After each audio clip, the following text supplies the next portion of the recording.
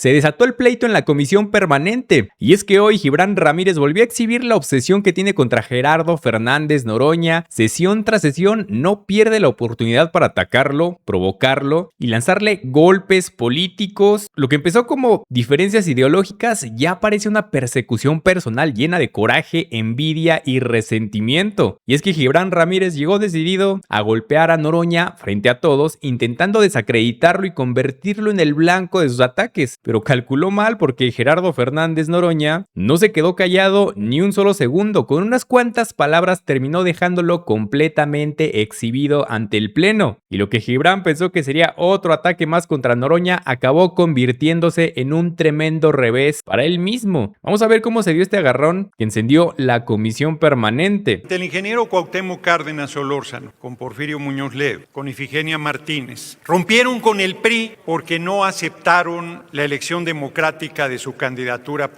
presidencial para 1988. Eberto Castillo, que era el candidato del Partido Mexicano Socialista, declinó en marzo frente a esa insurgencia extraordinaria que se dio en 1988 y ganamos la presidencia. Y el PRI, como era su costumbre, hizo fraude electoral. Y ahí empezó la alianza con Acción Nacional, ahí empezó el PRIAN, que con el colegio electoral validaron ese atraco. Ahí se hizo el gran acuerdo de Diego Fernández de Ceballos con Carlos Salinas de Gortari. Y desde entonces, como yo les decía, en las asambleas públicas hacían el amor en lo oscurito, se peleaban en cada proceso electoral y acabaron casados por la iglesia y por el civil, yendo juntos a las elecciones, demostrando que eran exactamente lo mismo, vendepatrias y traidores al pueblo. Y hoy vienen aquí a querer reivindicar para ellos la imagen de un patriota. Si alguien en este pleno conoció a Porfirio Muñoz Ledo, ese soy yo. Si alguien trabajó cerca con Porfirio Muñoz Ledo, ese soy yo. Si alguien conoce sus luces y sus sombras, ese soy yo. Y sé que Porfirio Muñoz Ledo podía ser un patriota, tenía virtudes enormes y defectos del mismo tamaño. Su gran talón de Aquiles era que siempre quería estar en un espacio público, con toda la parafernalia que eso implicaba. Y él se enojó con el compañero presidente porque no fue embajador a Cuba y por eso hizo ese tipo de declaraciones irresponsables. Que quienes son hijos de caciques, convertidos en caciques en la Huasteca hidalguense, quieran venirnos aquí a dar clases de democracia, de principios, de honor, de compromiso, de patriotismo, y que tengan la desvergüenza después de que persiguieron a Porfirio Muñoz Ledo como opositor, que lo agredieron cuando interpeló al presidente Miguel de la Madrid, perpetrador de ese fraude electoral, que le negaron todo el tiempo su grandeza, su talento, su enorme capacidad oratoria y su entrega a la transformación del país. Hoy vengan a querer usarlo, es sumamente majadero. Porfirio Muñoz Ledo fue un gran político, un gran patriota, un hombre fuera de serie y, como cualquier ser humano, tuvo sus defectos. Y la oposición desvergonzada lo usa en uno de sus momentos menos afortunados.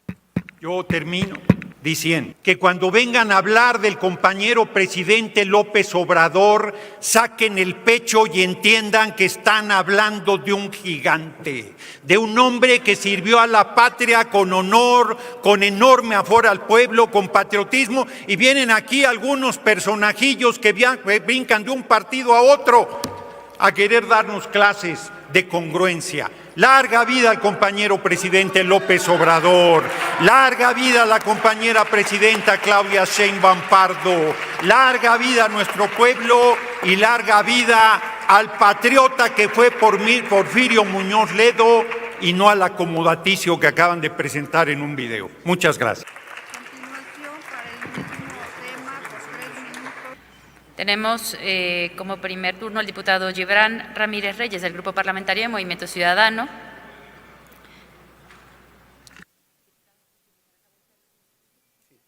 Quien utilizará la bolsa de los 15 minutos completa. Muchísimas gracias. Adelante, diputado.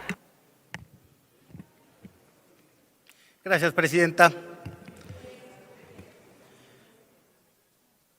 Comienzo contestándole a Gerardo Fernández Noroña, quien hace alusiones tan indirectas como cobardes sobre el tránsito de un partido a otro. El señor del PRD, del PT y de cuando ya no le convino el PT, donde por cierto lo abucharon por su incongruencia, se fue a Morena porque le convenía más en la burocracia. El señor que dice que conoció a Porfirio Muñoz Ledo como nadie, cuando Porfirio acabó en la misma línea de la crítica que realizaron Dante Delgado y Cuauhtémoc Cárdenas. Los dos, por cierto, en el partido y en el movimiento que estoy representando en esta comisión permanente.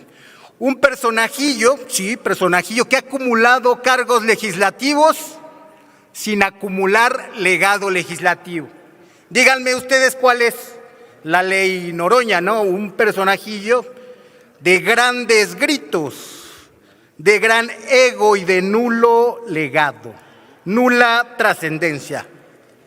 Un personaje que decía que no había que añorar cargos, pero que le tomó tanto amor a la mesa directiva que está aquí atrás mío, que día con día le dice a la presidenta Laura Itzel Castillo cómo debería de conducirse. Oiga, usted no tendría que hacerlo así, oiga, usted es muy generosa con la oposición. Por eso, porque le tomó tanto cariño que quiere de nuevo regresar. Esa ambición que exhibe cada día y que lo hace interpretar bajo esa lente su sentencia más reciente de violencia política en razón de género, porque no es la primera vez que sucede.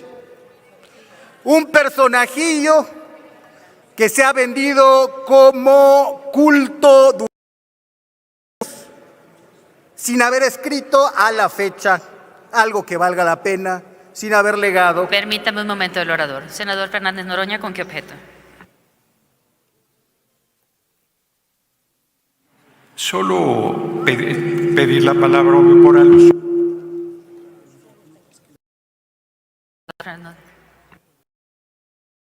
Sí, voy a pedir la palabra por alusiones, pero van 2 minutos 12 de su intervención y no toca el tema. Entonces, una moción de orden por un lado y por otro que se me dé el mismo tiempo que lleva hablando de mi persona.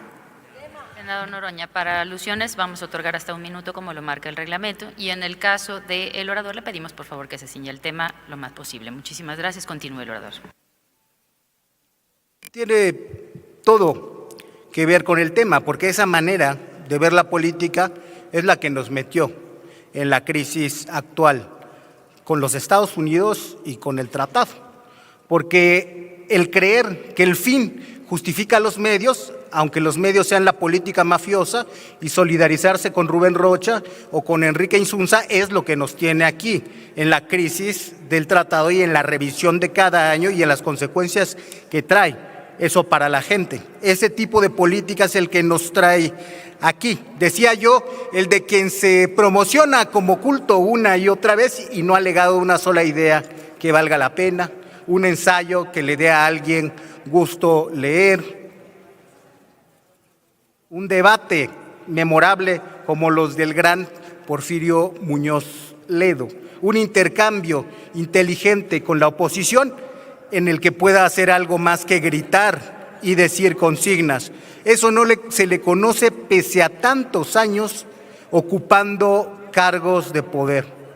Ese tipo de política de la que hace Gerardo Fernández Noroña, que es estalinista en el poder, que llega a decir que la palabra del compañero presidente es religión, estalinista en el poder cuando antes era un defensor de Onfray, el ideólogo anarquista. Anarquista en la oposición, negándose a pagar los impuestos de un Boeing, creyendo que eso era resistencia civil pacífica, estalinista en el gobierno, en la y en la exigencia de disciplina para los de ustedes, porque ustedes saben que han acompañado posiciones indignas por ese tipo de llamados a la disciplina que realmente lo que hacen es favorecer a algunos como él, a algunos que conocen en el Partido del Trabajo y que pregúntenles en corto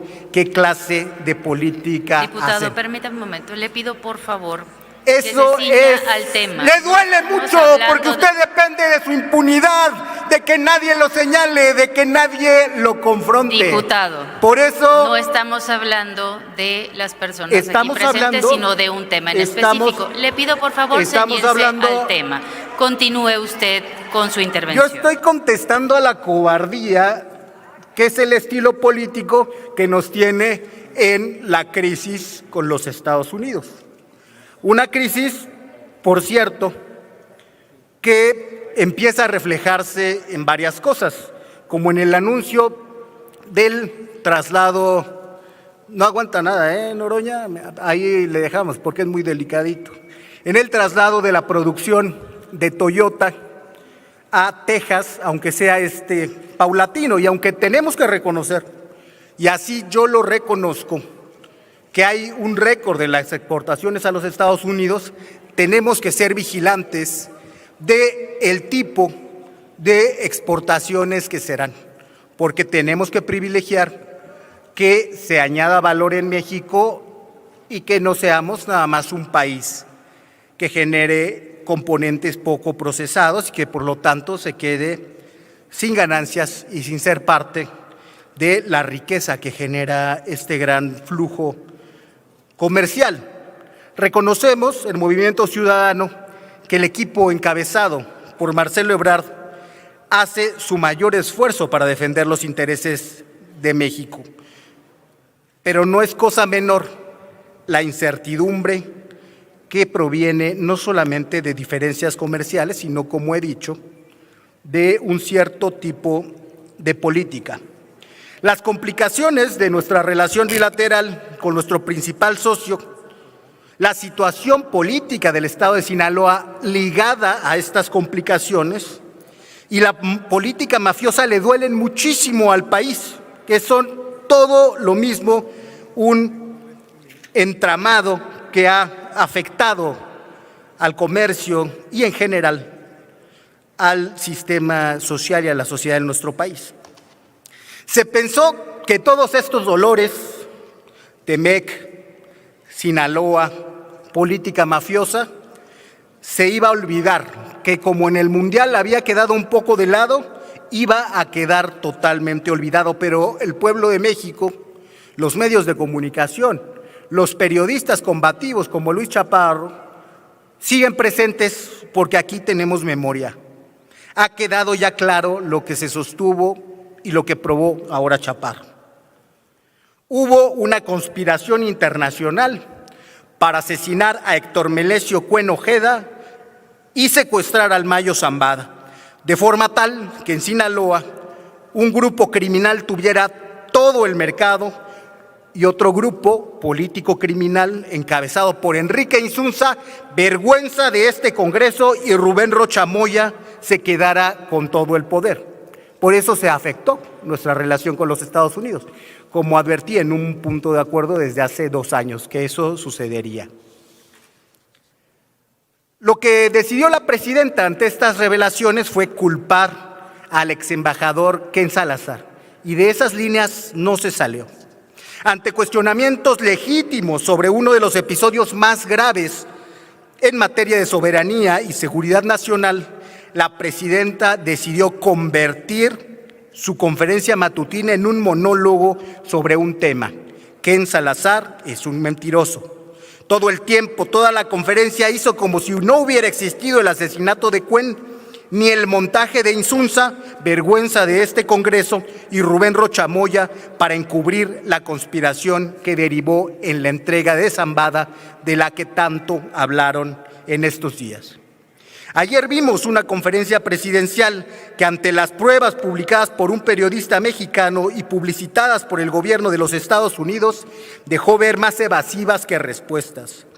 Ante cuestionamientos legítimos incluso de sus medios paleros, la presidenta siguió en su monólogo, hizo como si no existieran esos cuestionamientos que incluso hacían para dejarle el pase a gol.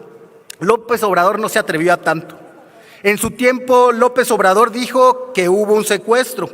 Habló de lo mal que estuvo que asesinaran a personas y pidió que se investigara traición a la patria. Y después dijo que la Fiscalía investigaba traición a la patria.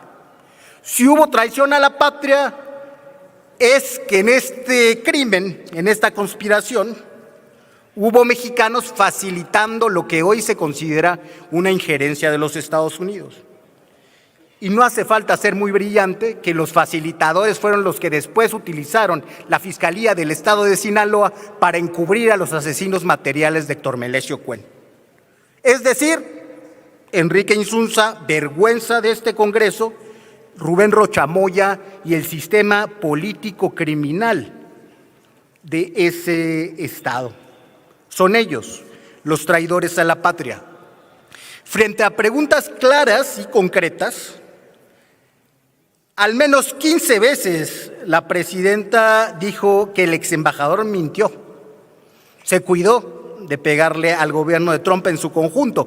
Eligió a Ken Salazar como un chivo expiatorio individual de un asunto sistémico y de un crimen colectivo con cómplices de los dos lados de la frontera.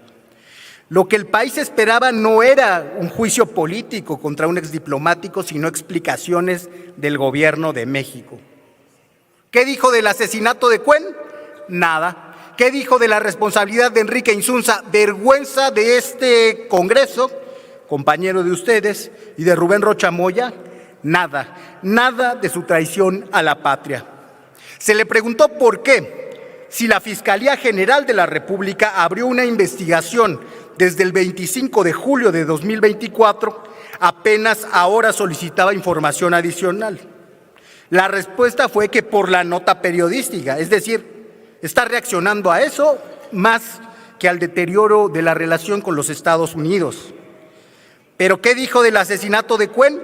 Nada. ¿De Enrique Insunza? ¿Vergüenza de este Congreso? Nada. ¿Qué dijo de Rubén Rocha? Nada. Nada de esa traición a la patria. Hoy, lo que dijera antes López Obrador toma mucha mayor relevancia.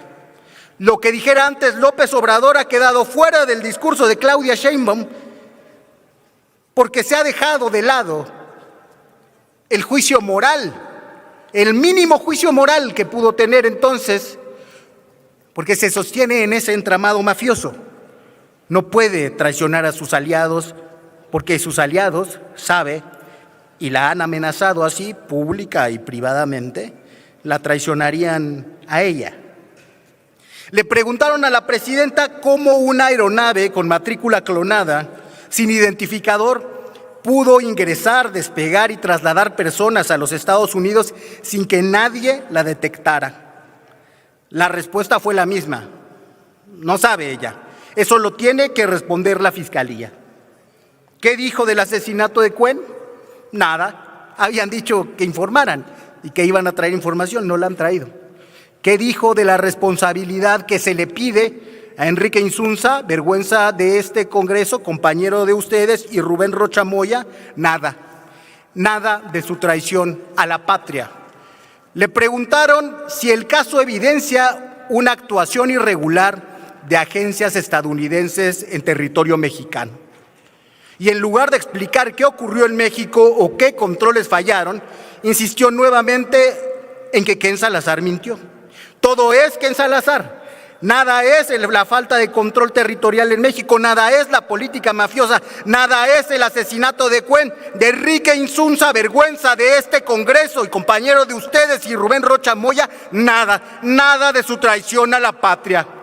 Incluso cuando se le cuestionó si estos hechos reflejan una falta de confianza de Estados Unidos hacia las instituciones mexicanas, evitó responder el fondo del asunto y recurrió a ejemplos concretos como la captura de Ovidio Guzmán, olvidándosele que también ellos lo habían soltado antes. Aquí el debate, compañeros, compañeras, señora presidenta, no es Ken Salazar. El debate es México. El debate es el asesinato de Cuen. El debate es Enrique Insunza, vergüenza de este Congreso y compañero de ustedes, y Rubén Rocha Moya. El debate es esa traición a la patria. Nada nos han dicho de cómo una operación de esta magnitud pudo desarrollarse sin que las autoridades mexicanas lo advirtieran. Nada nos han dicho de qué falló en la inteligencia y en la coordinación institucional. Nada nos han dicho de las comunicaciones acerca de los asuntos del caso con los Estados Unidos, que incluso reservaron por 5 años. Nada nos han dicho del asesinato de Cuen, de Enrique Insunza, vergüenza de este Congreso y compañero suyo, de Rubén Rocha Moya, nada. Nada de su traición a la patria. En una democracia, las preguntas incómodas no se responden señalando al otro, a un individuo y a su mentira. La obligación es responder los asuntos del Estado. La obligación es informarnos con claridad, y termino, la verdad del asesinato de Cuen, el principal opositor a Rubén Rocha Moya. La obligación es aclarar la conspiración encabezada por el sistema político criminal, a su vez encabezado por Enrique Insunza, vergüenza de este Congreso y compañero de ustedes, por Rubén Rocha Moya, por sus cómplices criminales. La obligación de este gobierno es castigar la traición a la patria y decir la verdad antes de que se las vengan a decir los Estados Unidos. Disculpe, los 40 segundos se han pasado mucho más. Exactamente los mismos 40 segundos. Exactamente el mismo tiempo que le he dado a usted. Tiene ahora el uso de la palabra el senador Gerardo Fernández Noroña, hasta por 1 minuto por alusiones personales.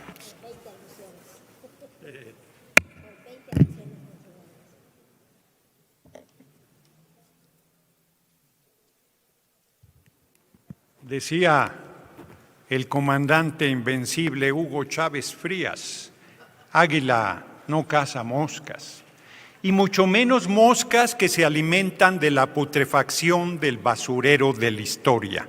Ese es su compañero. Disfrútenlo, señores de la oposición. Gracias, senador. Tiene ahora el uso de la palabra la senadora Carolina Villano Austria, del Grupo Parlamentario del Partido Revolucionario Institucional, hasta por 5 minutos.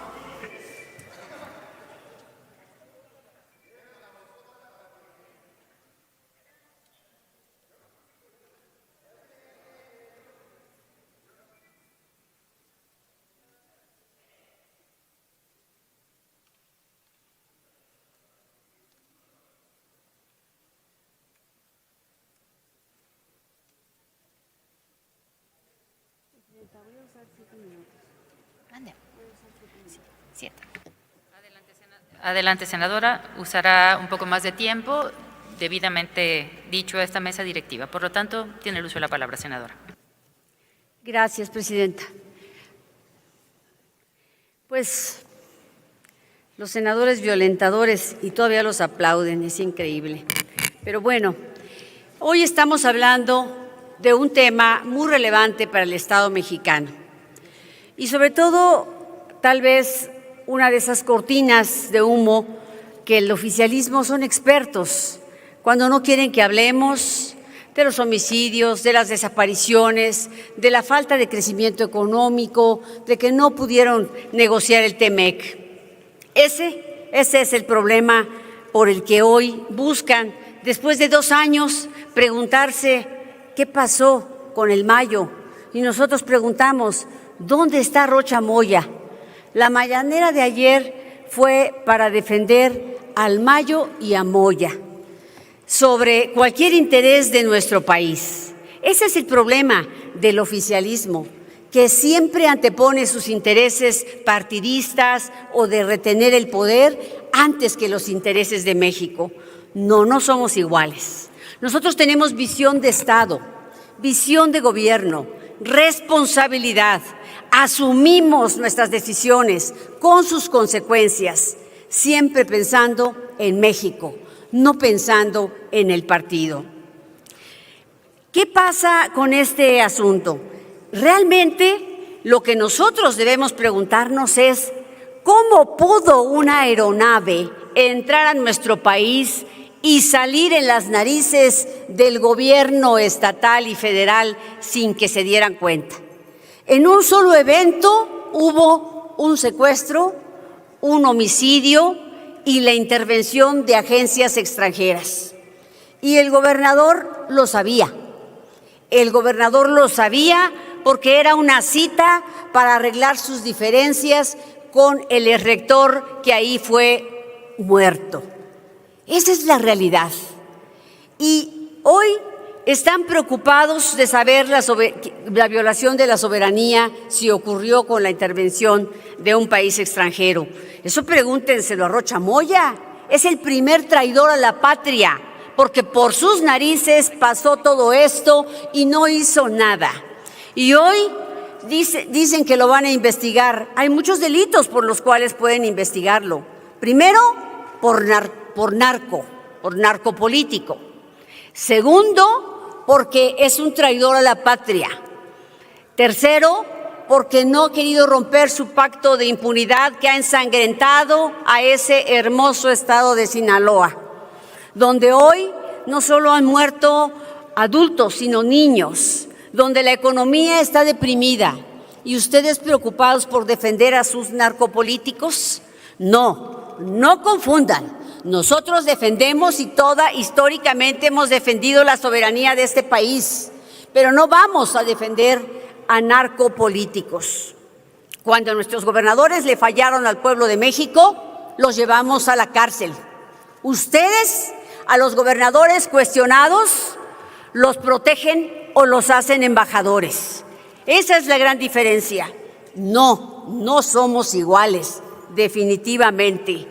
Ustedes hoy quieren hablar de todo menos de lo importante. El Centro Nacional de Inteligencia tiene el mandato de detectar la injerencia extranjera y el espionaje.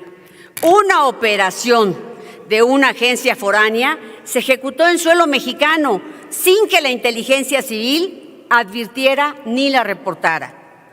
La aviación civil, la FAC y CENIAM tienen bajo su control el registro de aeronaves, las pistas y los planes de vuelo. Operó una aeronave con matrícula estadounidense clonada y un plan de vuelo apócrifo sin que se activara alerta alguna. Ese aeropuerto, ¿qué aeropuerto era? ¿Era clandestino? ¿Por qué existía en Sinaloa? ¿Por qué el gobernador no sabía que existiera un aeropuerto clandestino? El exgobernador Rocha Moya es un delincuente y ustedes lo protegen. Y fue senador de la República. Y el senador Insunza es otro miembro de la bancada de narcopolíticos. Y están aquí defendiendo a los narcos. Su preocupación es que hablen, porque ellos saben de los pactos que ustedes tienen con ellos. Y sí, efectivamente, esto no es reciente. Desafortunadamente para México no es reciente. El tema de la existencia del narcotráfico. Nada más que ustedes se aliaron con ellos, se metieron a la cama con ellos, hicieron un pacto criminal que hoy ha ensangrentado a este país. Eso es lo que debería preocuparnos. El Gabinete de Seguridad de aquel momento se enteró de los hechos por una llamada de la Embajada de Estados Unidos y aún así difundió datos falsos sobre el piloto y el punto de despegue. El Estado mexicano no solo no impidió la operación, sino que siquiera supo explicarla. La conclusión es demoledora. La violación de la soberanía que hoy denuncia el gobierno federal solo fue posible porque las instituciones obligadas a defenderla fallaron o callaron. El papel de Rocha Moya es sin duda muy claro. La carta del propio Zambada colocó al gobernador en el centro. La reunión trampa se convocó con el pretexto de resolver un conflicto entre Rocha y Cuen por el control de la universidad. Una investigación periodística de José Luis Montenegro y Ricardo Ravelo reveló estudios atribuidos al círculo criminal en los que afirma a Rocha ya se le avisó, lo que apunta a un presunto conocimiento previo del operativo. Aquí, insisto, hubo secuestro, homicidio y una operación de una agencia extranjera y de todo ello guardaron silencio. Y hoy, cada que sienten que les pisan los talones, reservan la información. bien lo aprendieron con el segundo piso. Y hoy no pueden construir ningún segundo piso porque no tienen primer piso, no tiene cimientos. Está cimentado sobre un pacto criminal. Ustedes, si no rompen su pacto criminal con el narco, no van a poder darle cuentas al país, no van a poder cumplirle dándole paz y seguridad. Gracias, presidenta. Gracias, senadora, por ceñirse al tiempo.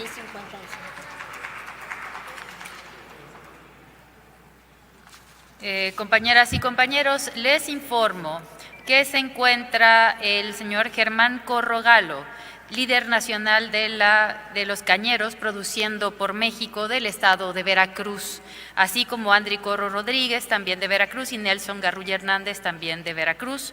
Y les acompañan Octavio Lizárraga Salcido y Octavio Lizárraga Valencia, ambos también de Nayarit. A invitación del senador Manuel Huerta, sean bienvenidos a esta sesión del Senado mexicano. Tiene ahora el uso de la palabra la diputada Margarita García García del Grupo Parlamentario del Partido del Trabajo, hasta por 5 minutos.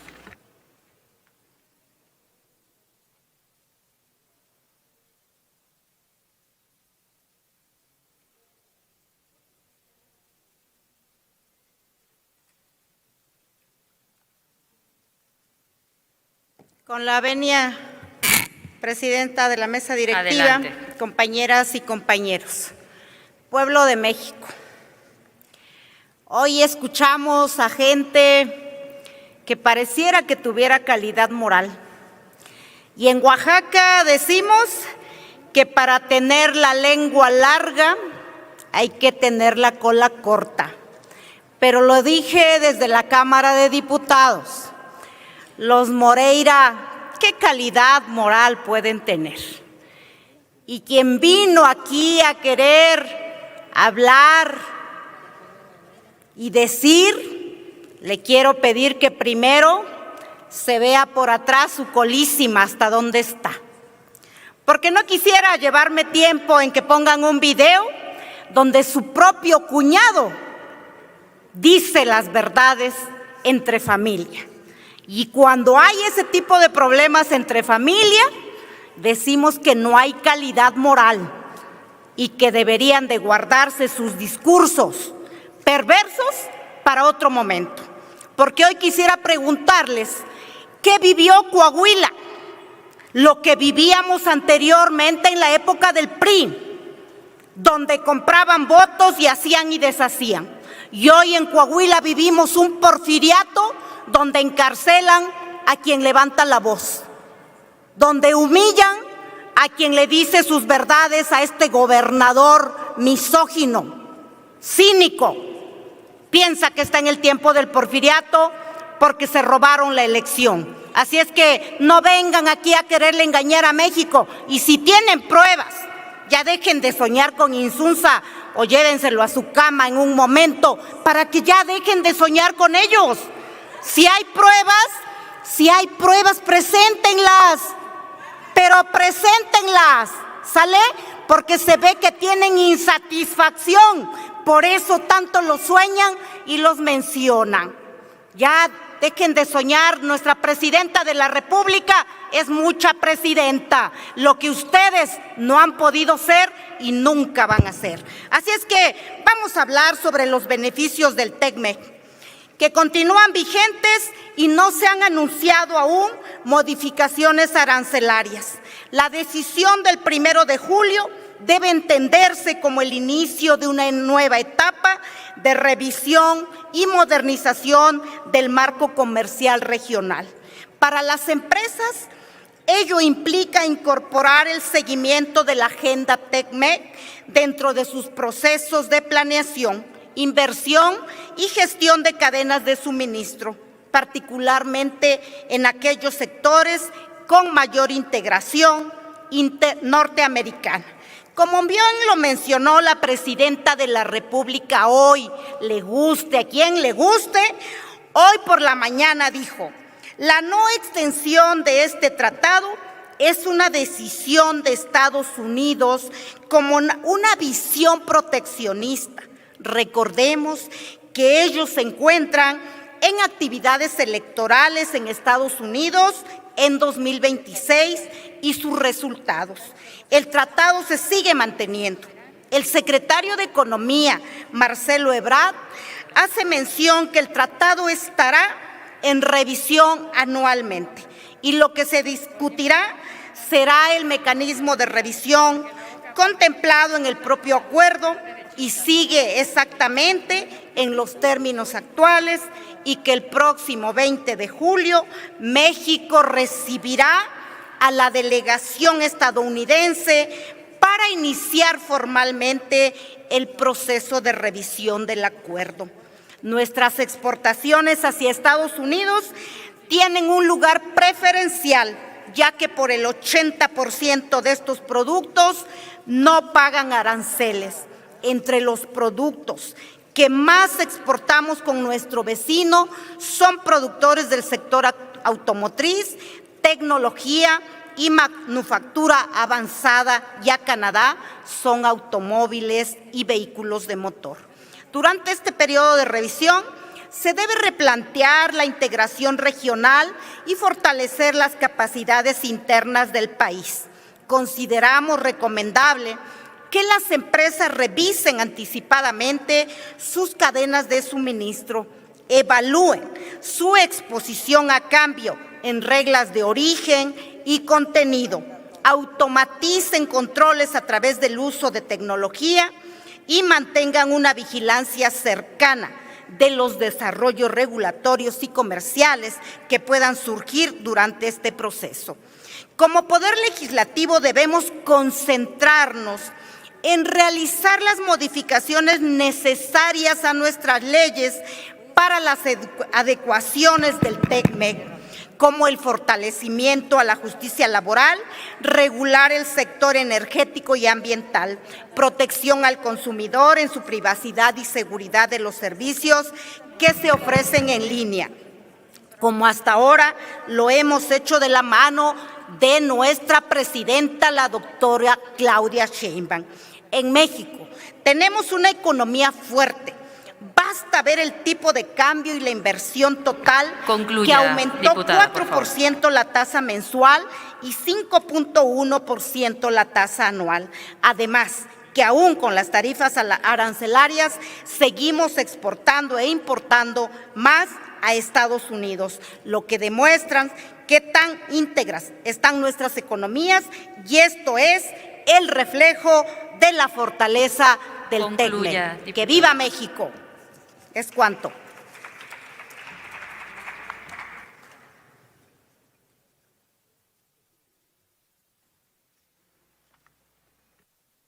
Tiene ahora el uso de la palabra la diputada Estela Karina Piceno Navarro, de Morena, para usar 2 minutos 30 segundos que el Grupo Parlamentario del Partido Verde cede al Grupo Parlamentario de Morena. Tiene el uso de la palabra, diputada, hasta por 2 minutos y medio.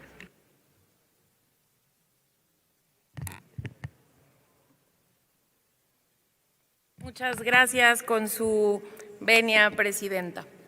Hoy, en el marco de la revisión del Tratado de Libre Comercio entre México, Estados Unidos y Canadá, tenemos buenas noticias para nuestro país. El tratado sigue vigente hasta el 2036 con revisiones anuales, sí, pero esto no debe verse exclusivamente como si fuera una evaluación que hace Estados Unidos. La revisión en la que nos encontramos nace de la obligación establecida en el propio tratado para que después de 6 años de su entrada en vigor se hiciera una especie de corte de caja, verificar qué ha funcionado y qué puede funcionar mejor. Es decir, no se trata de un tema burocrático más. Esta revisión es la oportunidad para reafirmar qué tipo de relación comercial queremos, no solo como país, sino como parte de una comunidad internacional. Pero también establecer claramente todas las partes en las que beneficia realmente a nuestras familias y cómo defendemos nuestra soberanía sin cerrar las puertas al mundo, ni muchísimo menos a nuestros vecinos y principales socios comerciales. Senadora presidenta, por ello le solicito me pueda conceder una moción de ilustración. Permítame un segundo, diputada. Sí, es un video. Adelante con la moción de ilustración, por favor.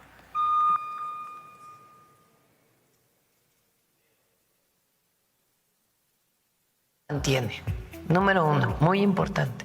Número 2, en cualquier momento de aquí al 2036, entre los 3 gobiernos se puede decir, se prolonga 16 años más. Hay revisiones anuales. Quizá la más importante es la que inicia ahora, que ya tiene antecedentes que ha venido coordinando el secretario de Economía. ¿Por qué ahora? Pues porque Estados Unidos está pidiendo en esta nueva visión del presidente Trump, que no tiene nada que ver con otros temas, no tiene que ver ni con seguridad, no tiene que ver con la reforma al Poder Judicial, no tiene que ver con nada de eso, sino una visión del gobierno de los Estados Unidos que hemos escuchado, visto a partir de la entrada del presidente Trump al gobierno de mayor proteccionismo de la economía estadounidense. Y eso ha impactado no solamente a sus principales socios, que somos Canadá y México, y principalmente México, porque hay mucho más comercio, sino al mundo entero. Pero es muy importante, el tratado se mantiene hasta el 2036 y hay certidumbre en la inversión. Tan hay certidumbre que se está invirtiendo. La posición del Consejo Coordinador Empresarial es muy buena y estamos trabajando de manera coordinada. Pues ahí lo menciona muy bien nuestra presidenta, la doctora Claudia Sheinbaum. Este mecanismo revisor nace del propio tratado, en donde se establecieron desde un principio 2 opciones, 2 caminos a seguir, y hoy simplemente se optó por uno de ellos. La primera opción, se establecía la posibilidad de una renovación automática, a ciegas de lo que decía el tratado, de que una vez pasada la revisión de los 6 años se alargara por 16 más. La otra opción fue una idea sensata, ir caminando año con año, ir puliendo, ir adaptando de mejor manera el tratado y que éste funcione para todos los países miembros. Pero insisto, se trata de un mecanismo donde en igualdad de circunstancias y condiciones, quienes están sentados a la mesa dan sus puntos de vista y establecen condiciones que les gustaría se incluyesen para ver cómo funciona y si el tratado en efecto cumple su propósito. El ser útil a los casi 500 millones de habitantes que tienen las naciones del TEMEC. México ha sido firme. De ninguna manera aceptaremos intromisiones en decisiones internas de México para que se usen como moneda de cambio o presión dentro del tratado. El TEMEC debe ser un instrumento de cooperación, no de interferencia. Es por ello, lo digo fuerte y claro, el TEMEC no es un regalo de nadie, es el resultado de la capacidad de México para integrarse con dignidad en el mundo. En el segundo piso de esta cuarta transformación, seguiremos trabajando de la mano de la presidenta Claudia Sheinbaum para que al final de este proceso ganen las y los trabajadores, las pequeñas y medianas empresas y, por supuesto, todas las familias mexicanas. Es cuanto. Muchas gracias.